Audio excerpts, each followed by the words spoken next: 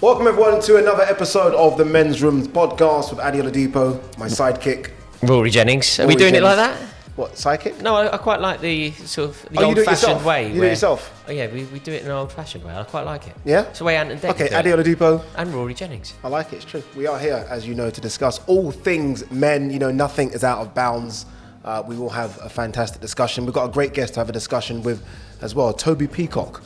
Trader, podcaster, a bit of everything now. Yeah, I'll try it all. Yeah, Try it all, he's mate. mixing it up, right? It's the way to do it. I like the it. way. Entrepreneurial. It's very important. You've got to have your hands, right? They say Fingers. Fingers. Fingers in pies, not hands in pies. Well, you can have hands in pies. No, I don't. You can have two hands. It's like you ever, I mean, you know. you, in theory, you could. It'd be nice to have two. It doesn't sound quite right. Yeah. If Okay. a man with I would just eat many the strings pies, to his just bow. saying. I would just eat them. Done. Yeah. many strings to his bow. Indeed. This is actually a very good guest because obviously look, we are working with our partners at Tool Station, and what a good guest to have. Before we get to your podcast and talking mental health within the trade industry, how did you get into your job right now? Yeah, so I started in the construction industry 2013. Wasn't really sure what to do. Obviously, it's hard when you're at school. It's not something they always push. How old are you? So I'm 27. Oh, wow, 2013. Okay, 17, you're coming out of school. Okay. So fresh out pretty much. Yeah. Had a year sort of mincing about, as you do. Didn't go to college? No, I tried to work. That was me. I wasn't academic. I wanted something hands-on. I've always been hands-on.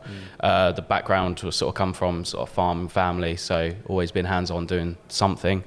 And my cousin was an electrician. A few days with him, loved it. I thought it was brilliant. You know, work with your hands, you're thinking, day goes so quick. There's no sitting in an office chair, sort of waiting, clock watching.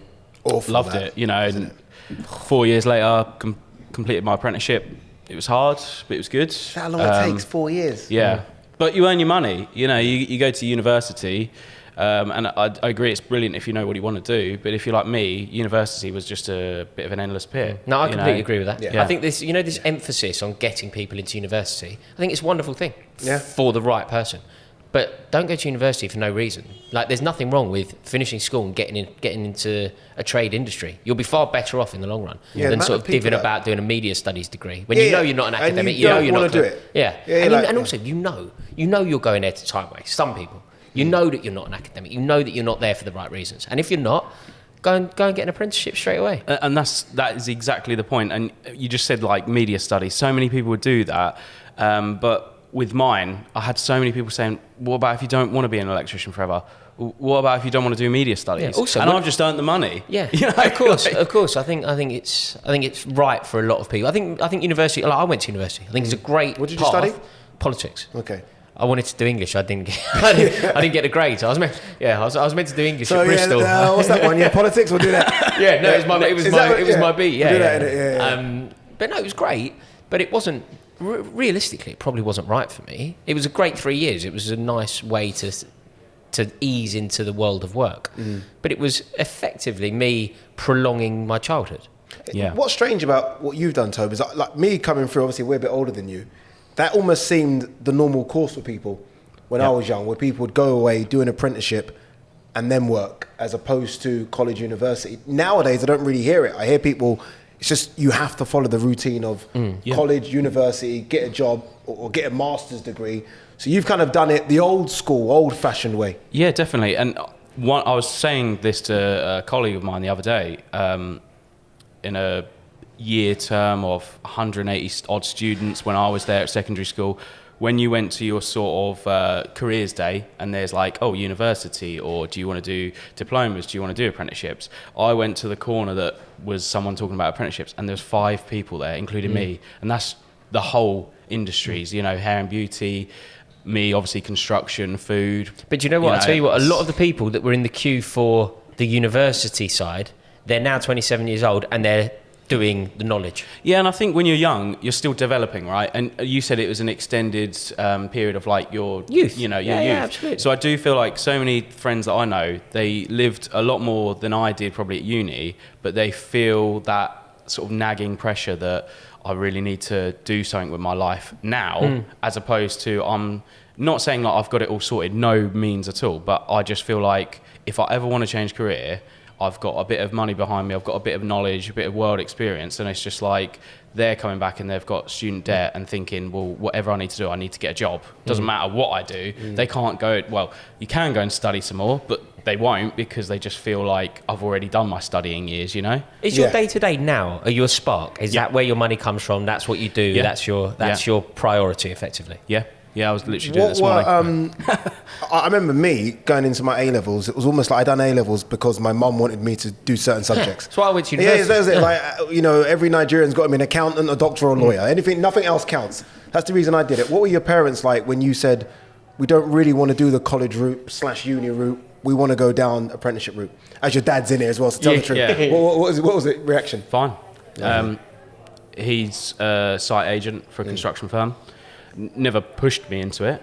My brother never did like anything trade either. He's a firefighter now, but for a lot of years he just sort of minced about a few jobs, like everyone else does. So he found his own way, but my way was sort of, I saw what my dad does. I've had that experience of like someone that's been in the industry a while, and that's it. It just fell into place for me. It's so strange because if I look back now, it wasn't like there was a defining moment where I was like, I'm always going to be an electrician. It just sort of felt right that I was working with my hands, really enjoyed the work, and here I am now. Do you know, it's so strange to explain, but... So it was all going well. You finished school, started your apprenticeship, started earning some money, things were going well. Yeah. And presumably we haven't had a conversation about this, but I'm assuming there was a slight bump in the road? Yeah, so it was during the apprenticeship years. So that's probably when a few personal problems started. So it must have been halfway through. Construction's a really hard industry. You know, we're here talking about men's things. There's a lot of attitudes, and there's a lot of behaviours and, I don't know, views on certain things you might be. If you're in the construction industry, you've got to be a tough bloke. You've got to be no nonsense and anything goes, and you can, you know, have 1,000,001 jokes hurled at you a day and you're not expected to react. How true is that stereotype on a site? Addy, I don't know about you, I've never actually been on a building site. I've never been on a building site, but I'm sure me and you know friends that have. Oh yeah, my and dad. They fit that, what you just said, they fit that. They fit that stereotypical look. And is it true though? Is it still applicable today? I wouldn't say so, no. I've met plenty Was of... it true when you entered it? It 10 was, years yeah. ago? Did you have any bad experiences yourself coming in where, you know, you try and get on, you try and be one of the lads, but they've crossed the line as well? Yeah, I mean, verbal bullying definitely was something that was like the top up there for myself. Did you expect it? No. No. I thought it would be a bit of like busting your balls type attitude, but it wasn't. It was just actual one-on-one, you know, actual people working alone with them and saying about my personal looks or the way my attitude is, which would be fine, but it would be like, you don't know how to do this, you're a third-year apprentice. If you were my son, I'd be so embarrassed. And I thought, that's a bit tongue-in-cheek, you know. But when you've got someone shouting at you and you're working one-on-one and it's like you're doing a night shift in a hospital, it's not even a joke, it's just he's being serious. And when you got things where he's saying, you know, you're such a fat that I don't think you'd survive your apprenticeship because it's too, you know, manual for you. And you sort of think, again, I'm a big bloke, I've got tattoos and all that, but it was hard to take because I don't like confrontation. Who does? You know, fine, if you're like a sports person, of course it's part of that. But your job, you're in construction, I don't have to have confrontation as part of my job. And having someone who would make personal comments and really nail that into every day, and then groups every day, it sort of changed and shifted my opinions that if I ever had like problems with my mental health, I can't go to these guys because they can't even just like work out that would cause a problem. It doesn't even seem like, again, look, I don't know the culture. Again, we've got mates that are in those industries, but it almost seems like the kind of industry, if you are having a bad day, whether it be depression or mental health, the last people I want to talk to are people on a construction site. Yeah. Because, again, it's a stereotypical dudes, isn't it? And I don't know if they'll be able to take it or accept it. You know, Not sure. I've seen fights on building sites, arguments, tools flung out the windows, things like that. You know, emotions can get quite high, and I think that's because there's such a high percentage of self-employment. You know, with us, if you're not happy with someone and you're employed, can you imagine how it'd feel after a month that you sort of quit and your boss says, I'm not paying your final wage packet? That just doesn't happen. Whereas if you're self-employed, happens all the time where people just refuse to pay you. So, you know, emotions are quite high, but also, like I said about attitudes, only a year, 2 years ago, I lost my grandma. And when I was working, the day I lost her was tough, but the builder I was working for expected me to go to work the next day, knew the situation, didn't understand why I'd need more than one day. When you deal with people like that, how are you ever going to tell them how you really feel inside as a human, you know? So was that incident or incidents such as that the inspiration for you starting up your own podcast to focus on things like this? Yeah, because attitudes need to change and people need to change. You know, there's a lot of old breed, what I'd say, out there, and, you know, people that have these views still and they think that that's the way that the country runs. But it inspired me to change and help apprentices at the time. I was like, if I ever had a kid or if I ever had an apprentice, they're never ever getting treated like this ever. And even now I have like trainees that work with me and things like that I subcontract for, and I'd never let them be subjected to that, because, you know, it's just strange though, because you do hear some, especially within the sport industry, where some apprentices are, for want of a better phrase, taking the piss out of because they're apprentices. And the person that is taking the piss out of them got the piss taken out of them. It's almost that trail down, isn't it? Yeah, where they do things but like it's also on cut your shoots, I think the argument is it's character building. It sets you up. That's like, what you know, in terms of if you think about it in a football context. I was listening to a podcast the other day where a former Chelsea player, Michael Dewberry, was talking about being a youth product at Chelsea. And he was talking about Dennis Wise and the role that he would play as a senior player and what he was like to the kids. And he was harsh. And he was really harsh on Jody Morris. He was really harsh on Muzzy Izzet. Remember Muzzy Izzet? He ended up at Leicester. Yep. I played football with his brother. Really? Kemi. Brilliant player. It didn't quite go for him at Chelsea. Brilliant player. But part of why he was so harsh on those two was to make them the best that they could be, to inspire them, to set them up for playing in midfield, where it's a very unforgiving role. It's a very unforgiving position. But that also breaks people. Yeah. It also breaks. I know the argument is that it takes you to the brink and makes you stronger. Is that? Yeah, but it can take you to the brink and suffocate you and take you over. Yeah. What are sites like now? Because again, growing up, especially East London, sites were just 90% just white Englishmen. Yeah. That's all it was. And then obviously we had the influx of Eastern Europeans come over. What are sites like now where it is very mixed? With Eastern Europeans and, again, those typical English guys? Yeah, I think, you know, the culture, again, because of that, it's probably broken up a bit of that bullying. Because, again, everyone used to feel like if I was a spark going on a site, you knew the plumbers, you knew the chippy, you knew the bricklayer, and it's sort of breaking it up a little bit into smaller clans now, which is kind of good because everyone does just get on with their work. So I do feel like it's actually beneficial in that aspect in relative culture, because it's helped neutralise it. So obviously, look, you suffered a bit of mental health, which obviously leads on to depression. How did you overcome it all? If I'm honest, I don't think I have. Still there? Still lingers? Still there. How'd you get on it then, day by day? How do you kind of just... That's a good question, and I'd love to meet the person that actually knows the full answer to that, because I don't think once that part of your mind almost is open, I don't think you ever can go back. And I genuinely believe that, because even if you're having a good day, you still know what the bad days were like. I mean, my climax for that came in 2019. I just had quit this job, just had a bad breakup. Head was everywhere, really wasn't in a good relationship at all. It was quite manipulative, it was quite stressful, and again, as a bloke, it's hard. Like, how do you deal with these emotions? How do you deal with when you have a breakup? How do you deal with when you have someone like quite pushy? You don't know. Again, you know, me, big bloke, and I'm thinking, why am I so upset? Why am I confused? And I'm getting these thoughts that, you know, I don't want to live anymore. I'm getting these thoughts that, you went that far? You know, easily. You know, there's some times where I just couldn't sleep because my heart's racing, I'm sweating. My heart feels like it's going to, you know, bounce out my chest. I can't think, apart from tunnel vision, that it's like I don't want to live, I don't enjoy this life. but it would quickly fade, and it's the racing thoughts and anxiety. You know, I was getting anxiety for things that would never ever bother me. You know, going out the house or going to work or getting a phone call, because again, with the whole relationship, I used to get phone calls having a go at me or things like that, and I just sort of, I can't answer the phone anymore.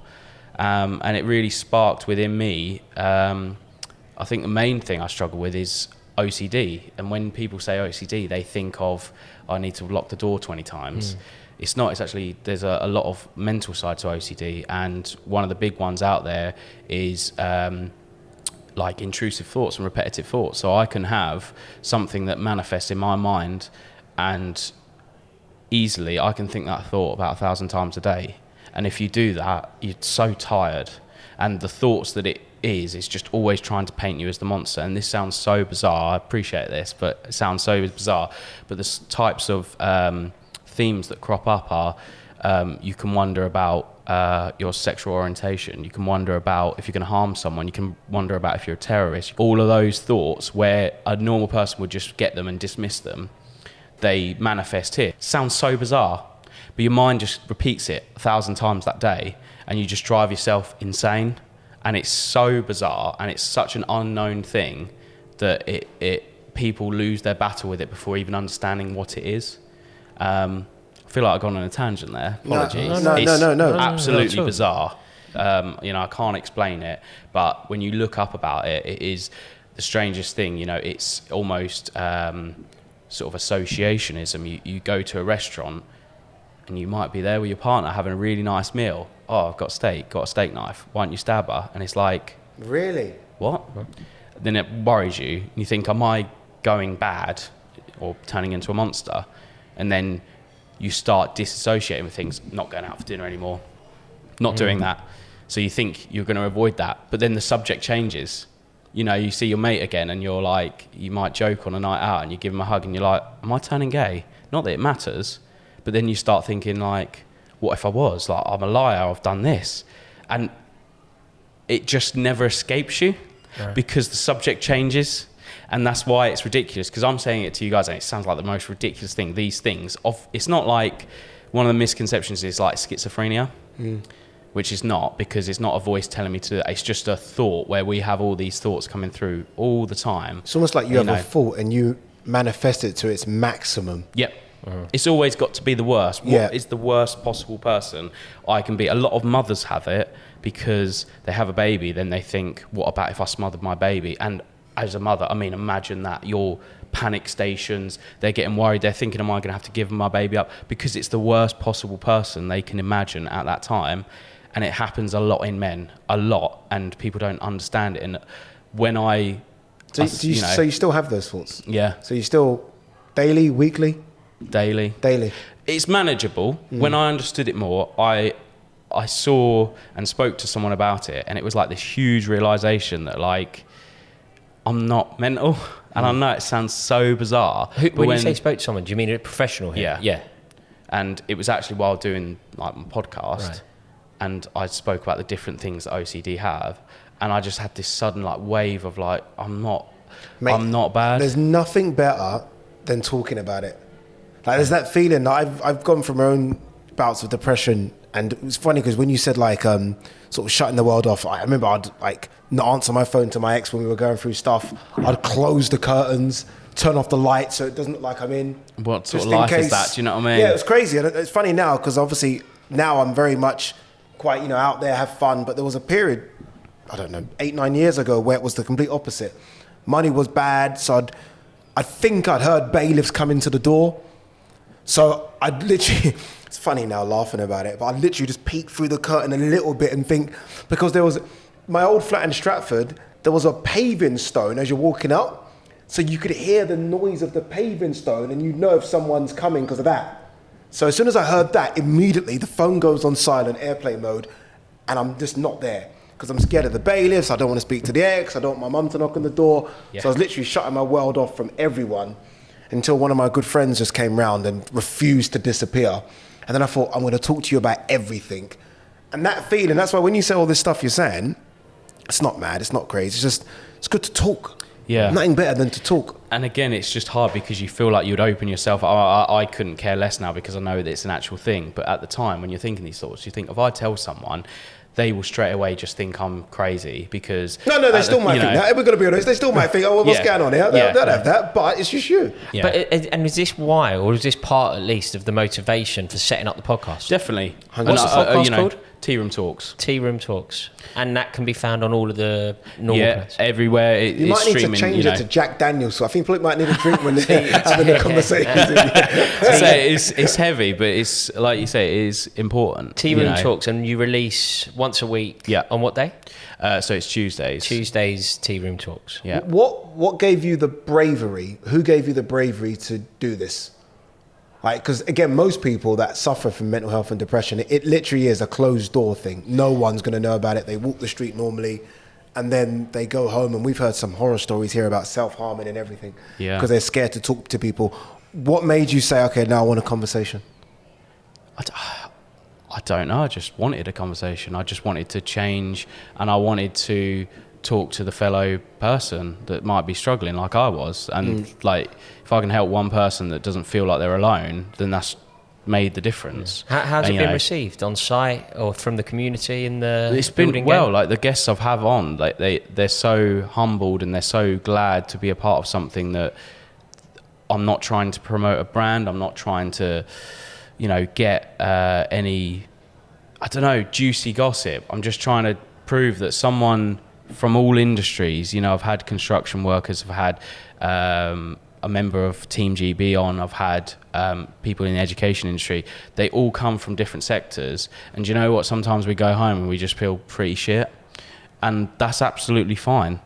And we can talk to then the average person. We don't need to talk to a colleague who you think they are the only ones who will understand me. Don't need to talk to them. You can talk to anyone who perhaps has these problems, and it's creating that community to make you feel that the people who feel like they're alone is almost greater than the people who don't understand it. So you come forward about mental health and things like that, you'll get well received because so many people suffer with it. I mean, when I started it, I definitely started pushing the numbers out, but 1 in 4 people will always struggle with a mental condition or a mental condition throughout their life. Across the board. This isn't within any particular industry. Men and women, this is just UK. A quarter of the population will have a mental issue. So of us here, we've got 6 people. 2 of us, is most likely that, and I'm already one. Me and you, mate. Yeah. It's just us, isn't it? There we go. Part of the gang. Yeah, literally, it's just me and you. Yeah. And construction, there's approximately 730 suicides a year, which equates to 2 a day. And again, that was something that really, I was like, this is bad. This needs to change. Again, 2 a day in construction is heavy. Over here. Yeah, that's UK. That's really heavy. That's incredible. I think it may be one of the top 3 ones with the top suicide rates, if not the second divorce rates. It's just a tough sector, simply. With regards to, let's circle back to your own mental health and depression. I always feel like the first person that you reach out to is the toughest one. It's almost admitting something, right? It almost feels like something naughty that you want to tell them. Yeah. Who was the first person you reached out to? My dad. Yeah? Yeah. Was he supportive? More than I can describe. Great. I don't tell him often, and he's over there, and I can see him sort of getting upset, but he is a man that I can't talk well enough about, and I don't often because it's hard to talk about your emotions, because it's a man that I would do anything for and he would do anything for me, and we don't talk about it a lot, and that's fine. But he's the bravest bloke I know. He helped me a lot, and he knew that, and that's why it's cool. But I had no doubt that was the person to turn to, because again, in life, you turn to the people you think, like you said, the strongest person you know. For some people, it's not always their parents. Some people don't have their parents. I was lucky that I did, and I could turn to him, and I do think if I didn't, I'd do wonder about that time. Yeah. But strangely enough, it was the easiest conversation I ever had to just get help. It was the build up to it. I felt like I couldn't. And then when I finally just snapped, it was just like, it sounds so bizarre, but look back then, I was obviously really ill, but he and obviously like the GPs and that is almost like leading me in the right direction. And some people, you can get into bad directions if you don't have that right person for support. And that's so vital, because where he was almost taking me under his wing, and we'll go to the GP, we'll get you sorted, we'll have a word, we'll see what you need to do you want counselling, whatever. Where I didn't have the strength for that, he did. And I think that's why things like this podcast are so important, because without trying to plug it, and I'm really not, but it's more, don't care if you listen to my podcast or another one that just makes you feel good, because if that gives you the strength to just get some help and speak to a friend, even if it's just a text, I need help, that text will just send them into care mode and will get you help. And that's what it did for me. And well done, that's Dad. it. Yeah, well done, Dad. Now that you've been in the sector, obviously, look, you started your own company. You started as an apprentice 10 years ago. You've got your podcast, which talks about not just mental health, but the sector as well. Would you recommend anyone getting in the sector? Do you know what? I would. No. Because it's a good industry, isn't it? Do it in the right way, though. Overall, When it's I a think good about industry. it, yeah. It's honest. It's a living, isn't it? That's what it is. A good living. You can be your own boss, can't you? Yeah. Which is huge. But do it the right way. Right do way. your research, what you actually want to get into. What do you want to change, and how, like you said about attitudes, do you want to work in building sites, or do you want to deal with domestic customers, or do you want to deal with professional customers? Think about, if I do an apprenticeship, is this going to be the right firm for me? Have a look at their procedures they might have in place. There's so much work out there. They reckon alone, when I had spoke to someone from the Federation of Master Builders, they reckon that workforce alone in plumbing, this is just plumbing, we are about 200,000 people short for labour. So you can imagine how much work is about for people who want to. It's there, isn't it? That's why they're so dear. It's there. Yeah. And why they're never about. Good shout. It's why they're so bloody dear. That's why everyone goes on YouTube and tries and does it themselves. Toby, how can people get in touch with you? There'll be a lot of people watching this, listening to this, that think, I wouldn't mind jumping on the podcast, but I want to chat as well. Yeah, how definitely. We've got Instagram, Facebook. Obviously, we're on Acast, Spotify, Amazon Music. We've got emails, social media messaging pages on all of those. We can link to yours as well. All Tea Room Talks, yeah? Tea Room Talks, yeah. And we'll put a link in the description. Yeah, in the description box. If you're watching on YouTube, it'll be that's there. it. And again, if there's only sort of one episode that interests you, because it might be speaking to a certain guest in the entry, take a listen. You might find it's something that changes your opinion. But yeah, that's all it can be, is to help someone. It's not there to try and the guests that I have to try and plug something or anything like that. They're just trying for the actual person here, not like any product or anything. One thing I've always liked about these episodes that we've done, particularly with the Neil Ruddock one, which is one of the last ones we've done, is how open and honest guests can be. Because again, I think this goes out to talkSPORT, and sometimes what talkSPORT listeners and viewers are like. Yeah. And everyone, you look at the comment section, and you'll be surprised how many people can relate. When you think of the talkSPORT listeners, everyone seems to have the idea of just a white van man. Yeah. But everyone can relate to what people are going through, because as you say, 1 in 4 people are struggling. So we honestly appreciate you for being so open and honest. Nice. Thanks so Fantastic. much. And well done for starting a podcast as well. Yeah, it's brilliant. Yeah. Really great I work. appreciate it. But you need to visualise it, mate. Come on. Yeah, Catch up your up. game, mate. You're a youngster, mate. Yeah. We're the old guys, Yeah, and we visualise ours. Exactly. So Well, I'm you waiting for my visualise it. sponsorship. I'm getting in here. Yeah, there we go. That's it. Tea Room podcast sponsored by Rory Jones. He's got the money. Toby, honestly, well done. Yeah. Fantastic, mate. Thank you so much. Let's hope Cheers. Liverpool have a good season. Yeah. Thank you for coming on. Yeah, And, really appreciate it. Stop the cricket as well, mate. Just give it up. Oh, Give it no, up. never do that, Follow the mate. football. Follow the football. Look, fascinating podcast there, wasn't it? Thank you so much to Toby for coming down and talking to us about his own struggles, but he's getting through it, and that's the most important part. Again, if you want to get in touch, you've got to leave the link to his podcast, all his contact details in the description. Make sure you do that. Make sure, if you're watching this on YouTube right now, that you do the usual for us as well. Like, share, and subscribe. If you haven't subscribed, don't know what you're waiting for, if I'm honest with you, Now's because the time to do thousands, millions had. So now's the time to jump on board. From myself, from Toby, from Mr. Jennings, we'll see you in the next one.